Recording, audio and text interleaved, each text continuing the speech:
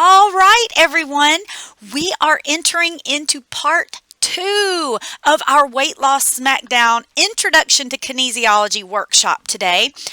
Our whole goal in this program is to put tools into your sweet hands that actually empower you and help you to make the changes that you desire.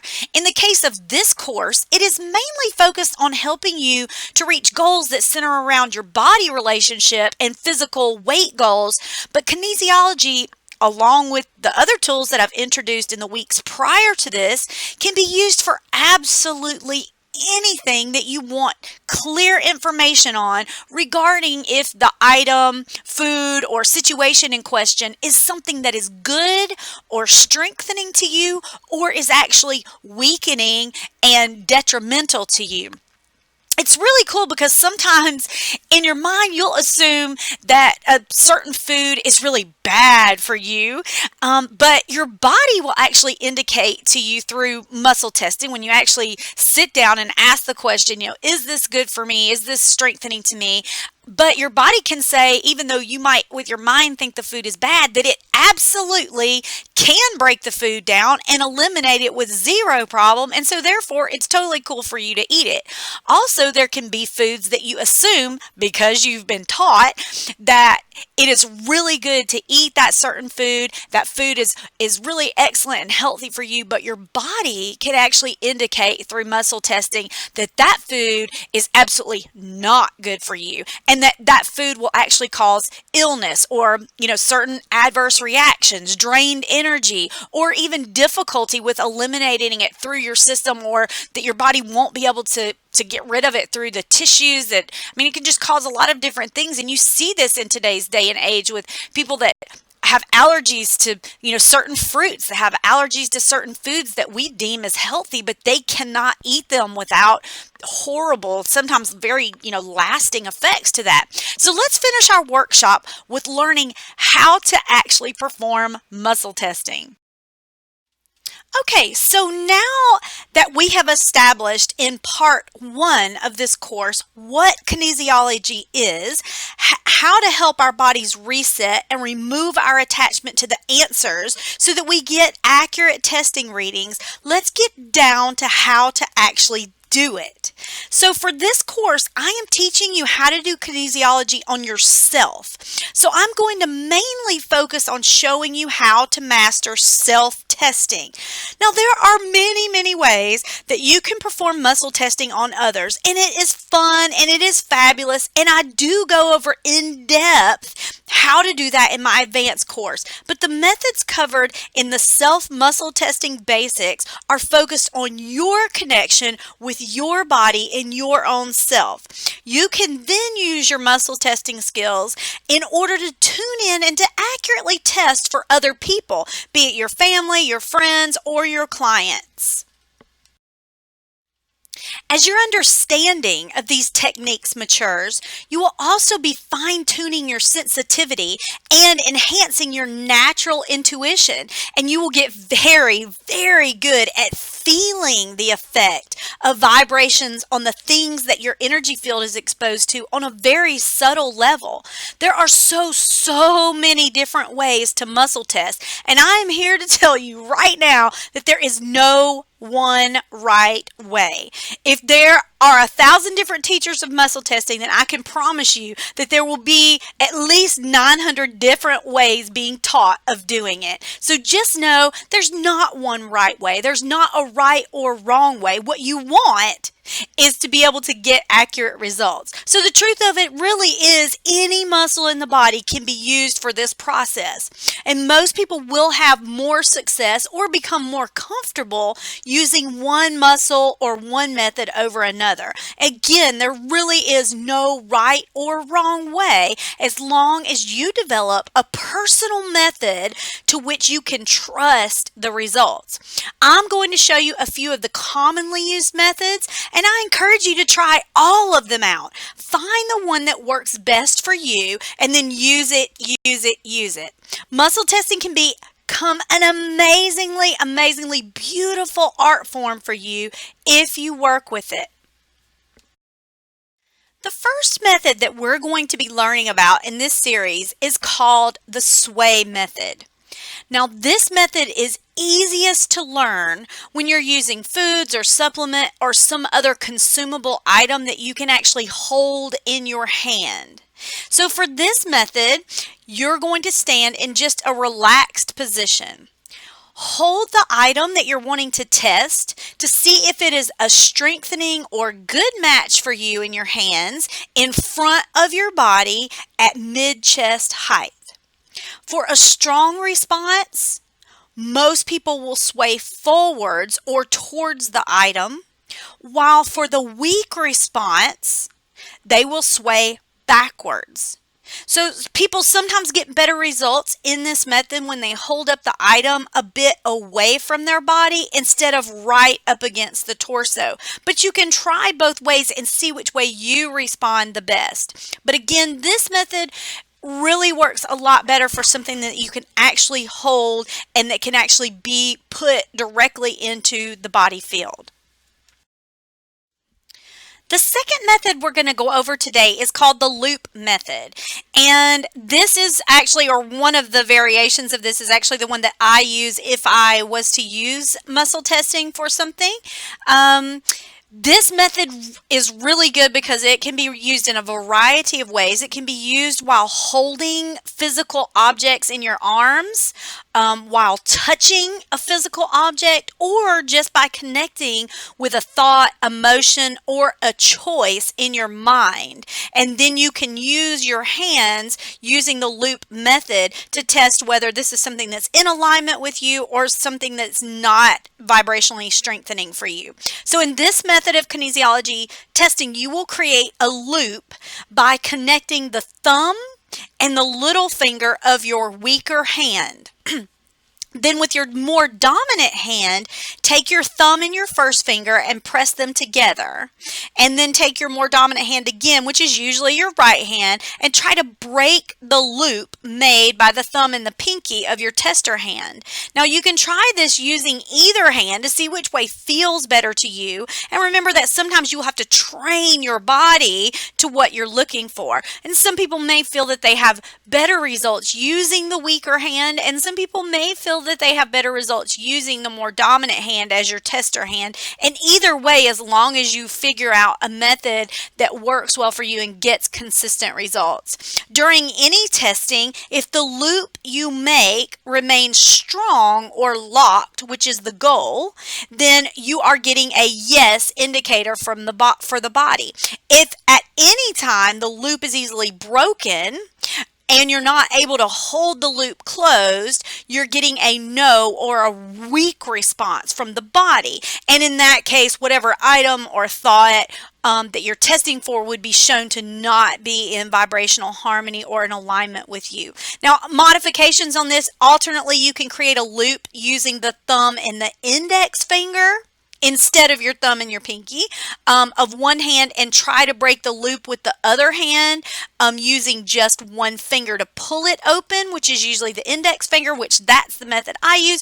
Or you can do the same thing, creating a loop using the thumb and the index finger instead of the thumb and the pinky, and try to actually pry it open, kind of as we did using the other hand, using your thumb and your index finger. And you can see all this here in this video that's playing on a loop so that you can see these three different alternatives, and there is no right or wrong. Again, this is really all about connecting with a way that you can read the subtle nuances, these subtle signals that your body is giving to show you what is in alignment with it and what is not.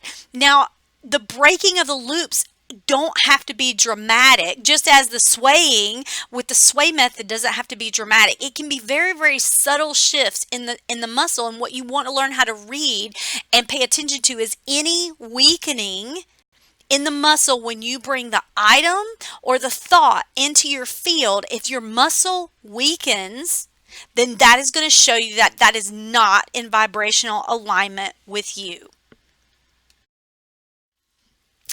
The third method we're going to cover in our basic muscle testing course is just the one finger method. And this method also works well while holding, touching, or just thinking about the vibration of the item that you're testing for. For this testing method, you will just be using one finger, which is usually your index, as the tester muscle, and the finger right beside it as the one you're testing with. Now you hold the object in question to the body or in your mind, and then press down on the tester finger with another finger on the same hand. If the finger stays strong or you are able to keep it straight, you are getting a yes indicator from the body, or an indication that that is in harmony or is in alignment for you. If you're able to easily push your finger down and you aren't able to hold it straight, you're getting a weak or a no response from the body to the question that you are asking. When using self-muscle testing, do not be discouraged if you're having troubles mastering any of these techniques. That is totally normal, and you need to know that gaining confidence in this modality, and more important, learning to trust the answers that you're receiving, takes time. And I assure you that as you gain more and more experiential knowledge with using kinesiology and you find out what works best for you, you will get better and better at this modality, and you will absolutely begin to love it. As kinesiology becomes second nature to you, you'll be able to test on the fly just during business meetings, while in the grocery store, in the doctor's office, while listening to programs or sales ads, or when choosing a vendor for services, and all the while remaining inconspicuous to others as to what your methods of discerning what is in alignment or harmony with you and what is not. You can do this totally in secret, where people just do not even know how you are able to read vibrations as clearly as you will be able to develop the skills to be able to do. Since the questioning portion of this modality is where a lot of people get unclear answers, let's go over 3 rules to asking questions that get direct, clear answers. The very first rule is you need to be asking yes or no questions. You can only gain yes, this thing, idea, person, circumstance, food, emotion is good for my energy field, or a no, this is stressful or weakens my energy field.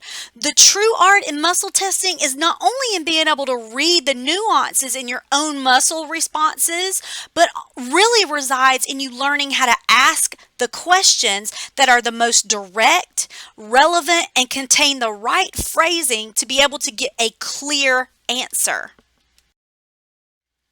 The second rule, or very strong suggestion, would be to incorporate the phrase "for my highest good" into all of your questions. This really opens your questioning into a higher level of intention, and also comes back to helping you get out of the way of being attached to outcomes. Remember, something that is for your highest good may not necessarily have the outcome that you are wanting right now in this very moment. For me, whenever I think about this, the phrase "thank God for unanswered prayer" comes into my mind when I think of this lesson, because you do not want to use kinesiology as a way to justify to yourself what you want to do when you want to do it. You really are wanting to know what decisions will guide you along your best and highest aligned path. Getting in the habit of manipulating your answers is never going to serve you, nor is this going to help this become a modality that you are able to learn to trust and use and rely on.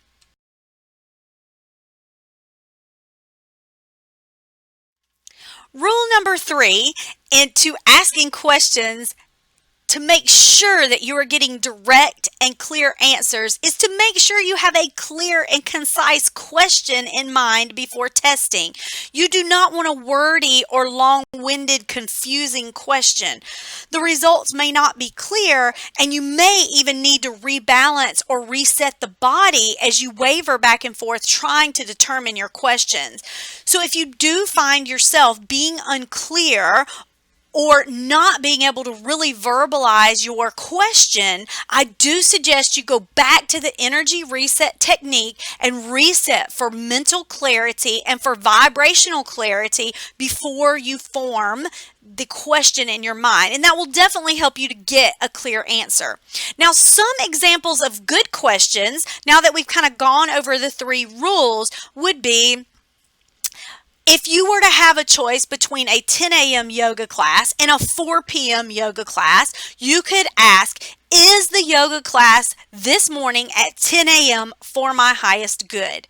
And then your body could discern for many different reasons, but it may be that you may have a fluctuation in your energy field. It could be that you're in alignment with some vibration that is stronger in one class versus another. And your higher self, your innate, unconscious, subconscious knowledge will know which one you're in alignment with, and that's what you're wanting to feel, is the vibration between each class. And again, this is a great example of removing yourself from the answer, because if you're leaning towards a 10 a.m. class and you really want the answer to be yes for the 10 a.m. class, you're going to be skewing the results, and you're also not going to trust the results that you're getting, the answers you're getting. So you want to be sure, again, that you're testing the vibration of which class is in alignment with you, not necessarily which one you're wanting to enjoy or which one has better people or which one, you have more energy for, but it really is which one is vibrationally more in alignment with you. Another example, is this almond butter in alignment with my body right now? Or is this almond butter for my highest good right now? Is this supplement for my highest good? When testing for multiple supplements, you can hold the intention of finding the one that is the most in alignment with you when you're standing in a store. So as you go down the row or down the aisle, you can pick up each one or touch each one and just feel for a weak or strong reading. And then say you have 20 different choices. From there, you narrow down which 2 or 3 is the best by asking which supplement is the most in alignment or for your highest good. And then from there, you can narrow it down to the one that is the most in alignment or the most vibrationally strengthening for your body. Another question would be, is this job for my highest good? Is the vibration of this color shirt for my highest good? Is the vibration of this vitamin for my highest good right now? Because you also have to remember, in the sense of supplements and vitamins, the body has a cumulative effect. And so if you test for a vitamin or a supplement on its own, it can be very good and very strengthening for the body. But when you take and you combine it with 15 other supplements, that supplement may then become negative or weakening. And so you also need, when you're testing for supplements, to test for a cumulative effect. In the highest good, does this person need to eat more spinach? If you're testing for someone else, your child, your sister, your mother, your father, a friend, testing for someone else, in the highest good, does this person need to stop eating dairy? Is this person allergic to wheat? Does this person need to fast? You can ask these questions, and as you learn to trust the responses in your body, you can use your body as a barometer as you connect to the energy field of others. I always teach and encourage that you learn to connect with your energy field first, so that you know and can be very, very confident in the readings, the results that you're getting for someone else. So to summarize what we've gone over and what we've learned about how to use muscle testing, First step is you need to be balanced, and you may need to reset your body before testing. We went over several things that tend to throw us off balance, and the energy reset technique that you can use to reset your body just to make sure that your polarities aren't reversed and that you're getting accurate results before you're testing. Check for any attachment to the outcome and step back if you need to in order to gain a higher perspective before you test. Remember that you are testing for the frequency or the vibration of a supplement or a physical item or a situation, and not necessarily for the outcome. Formulate a direct, clear yes or no question.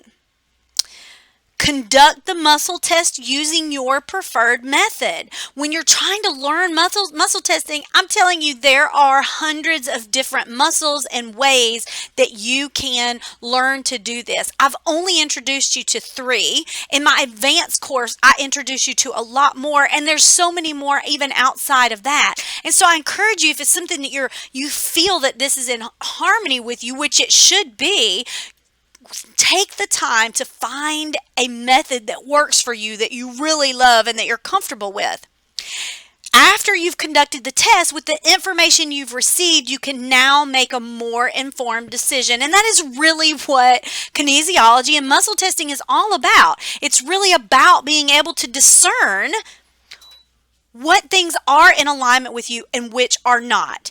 And even through the learning the nuances of the muscles, you are going to get more and more sensitive. You're going to develop your intuition. You're going to develop this sensitivity to just know without even muscle testing how something feels when it strengthens you and how something feels when it's, conversely weakening you.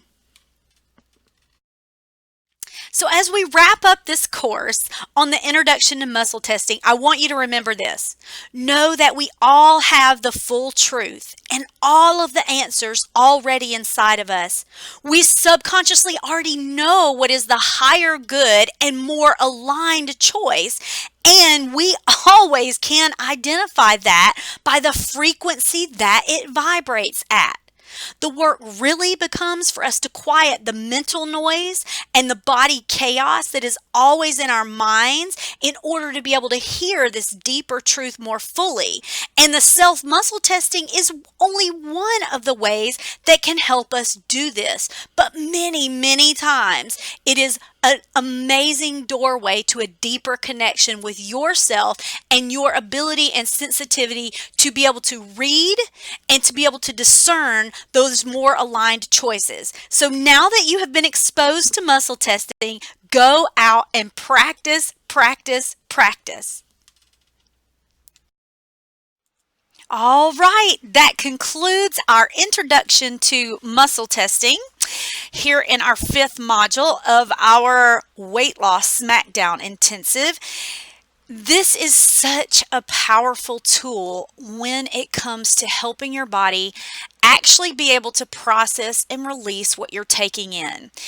And that's one of the big things, is that, like I said in the very first slide in this part 2, is that sometimes some of the things you think are really good for you aren't. And sometimes the things that you think are bad or that you've read in a magazine or on a TV show are negative are actually the very thing you need. And sometimes what you take for a month or 2 can get to a point where it's not good and is actually detrimental to you. And so muscle testing can give you that kind of information. There really is no way to just watch a short introduction like this and know right off if this is something that works for you or not. And I totally get that this can seem really weird because it's not mainstream.